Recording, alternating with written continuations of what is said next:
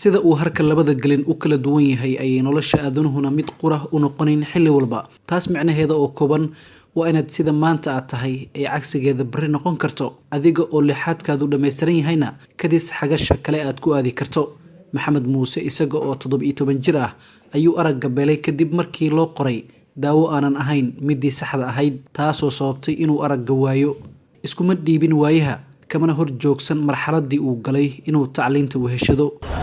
17 sano markii aan gaaray oo da'daydu 17 jir ay noqotona waa indha beelay. markaas aan arag beelna qadar rabbi ahayd waxa ii bilaabmatay nolol arag la'aan ah, maadaama 17 sano kamid aan wax u jeeday oo orday oo boodayay. waxaan galay nolol igu cusub, laakiin ilaahay baa qadar alxamdulillah waa nolosha ilaa hadda aan baaqiga ku ahay.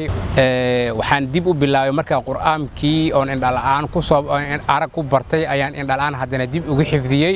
ayaan haddana waxaan hiigsaday dhanka xalaqaadka oo runtii masaajidada aan wax ka bartay.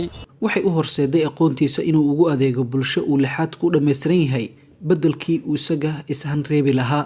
anigu waxaan ka mid ahaa shaqaalihii maxkamadda Xaryaale, in badanna ka soo shaqeeyay maalintii la aas-aasay 1995 ilaa maalintii ay burburtay 2007.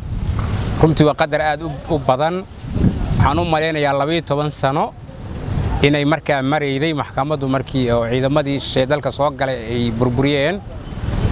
waxaan ka ahaa maxkamadda waxay ka koobneed 3 qaybood: qayb dhaqan celin dumar iyo qayb dhaqan celin rag ah iyo qayb dacwo ah. ani runtii waxaan ka shaqayn jiray qaybta dhaqan celinta dumarka ayaan baraka ahaa. wuxuu go'aansaday inuu dib u bilaabo waxbarashada. 4 sano ka hor ayuu ku biiray jaamacad ku taalla magaalada Muqdisho si uu uga barto shareecada islaamka iyo qaanuunka, balse riyadiisii ahayd inuu ka gungaaro eebbe ayaa u rumeeyay. cashirka marka uu ustaadku aqrinayo amba maaragtay macallimiintu ay cashirada bixinayaan, halkaas ayaan kaga duubanayay.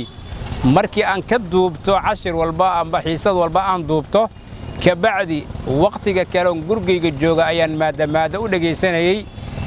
runtii markaas waxaa ii soo baxday in aan isku fiilanahay oo aan markaa himiladii amba ujeedadii amba hadafkii aan tiigsanayay inaan gaari karo yoolkaas. ilaahay baana ii qadar alxamdulillah waana gaaray. ibraahim cabdiraxmaan waa hormuudka kuliyadda shareecada iyo qaanuunka ee jaamacaddii uu ka qalin rogtay maxamed muuse. maxamed cabdilkariim muuse wuxuu ka mid yahay ardada ka qalin jibisay dufcadii labaad kuliyadda shareeca wal qaanuun oo ka mid ah jaamacadda SIU kuliyadaheeda. ardagaasi wuxuu ka mid yahay ardada baahiyaha gaarka qabo ee kuliyadda ka qalin jibisay. wuxuu kusoo biiray jaamacadda 2016 intaasna jaamacadda ayuu dhiganaya 4 sano oo xiriira ayuu jaamacadda SIU kuliyadda dhiganayay, isagoo la dhiganaya dad aad iyo aad ayagu lixaadkooda u dhammaystiran yahay.